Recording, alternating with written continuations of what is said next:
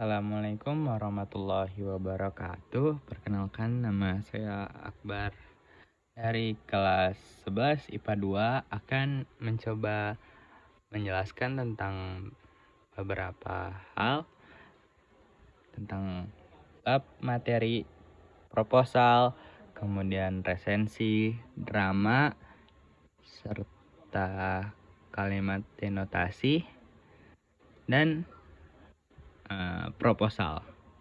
Proposal deh. Baiklah, yang pertama-tama dimulai dari proposal. Apa sih proposal itu? Yaitu proposal adalah rancangan kerja yang disusun secara sistematis oleh instansi atau organisasi atau perorangan yang bersifat formal. Emang proposal nih dibuat buat apa? Proposal dibuat dengan tujuan yaitu bantuan dana, persetujuan, serta dukungan yang harus dimulai dengan beberapa syarat, yaitu apa ini? Ini benar, tepat, serta jelas. Nah, di dalam proposal itu ada beberapa unsur-unsur proposal, yaitu judul, latar belakang, tujuan dan manfaat, ruang lingkup dan sasaran, tempat dan waktu, kepanitiaan, anggaran, serta penutup.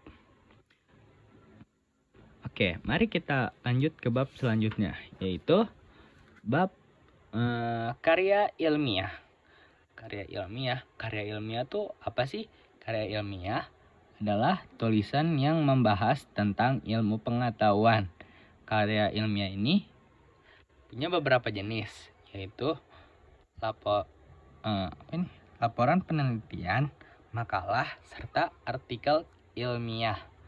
Nah, dalam membuat karya ilmiah, kita harus dilakukan dengan langkah-langkah, yaitu membuat topik, tujuan, bahan, kerangka, penulisan, serta penyuntingan atau perapihan.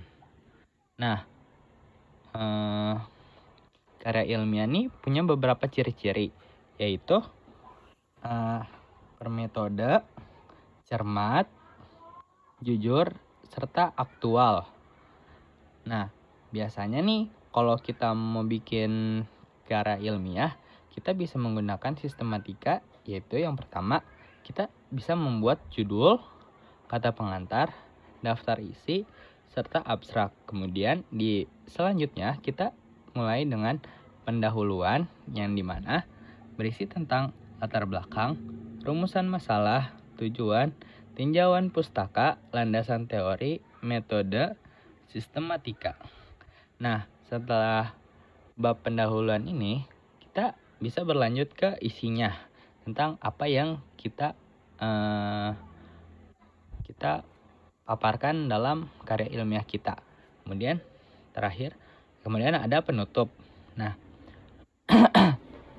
di baris terakhir kita juga punya lampiran dan daftar pustaka agar mendukung keaktualan karya ilmiah kita. Selanjutnya ada materi resensi. Jadi apa sih itu resensi?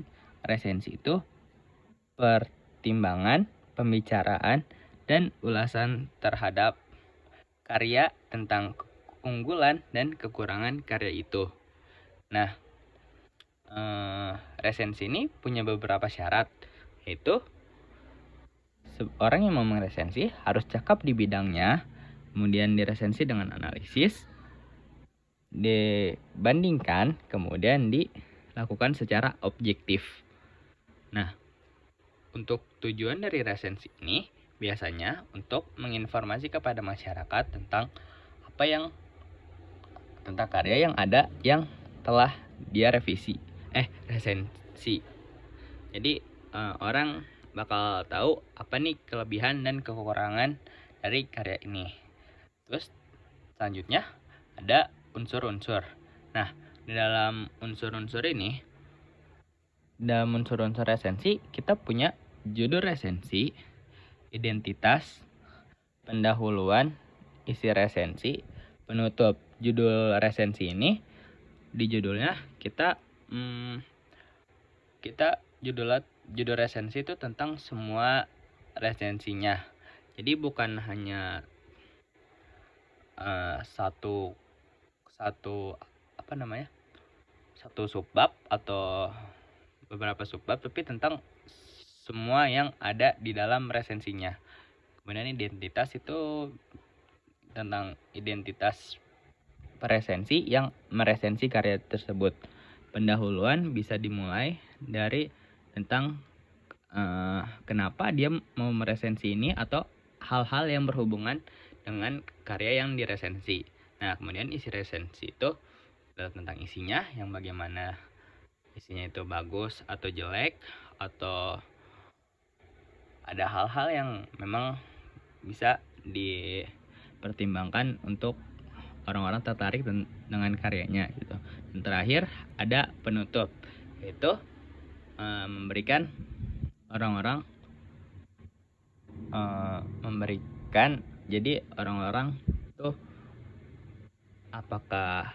jadi dia memberikan saran dia kepada orang lain apakah karya ini layak atau tidak layak untuk dibaca atau didengar atau dilihat.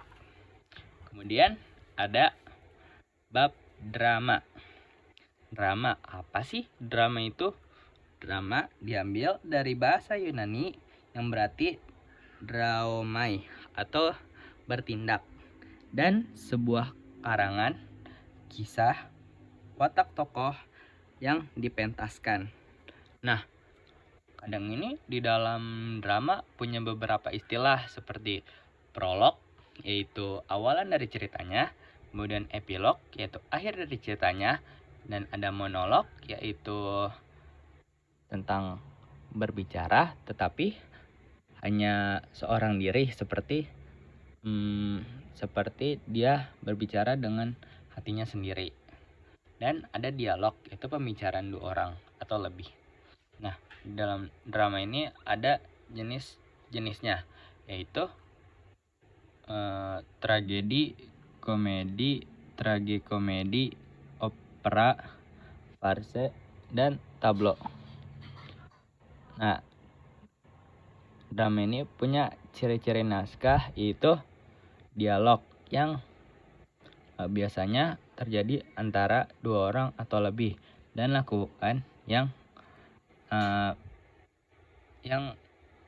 hanya seorangan atau menatap dengan serius gitu.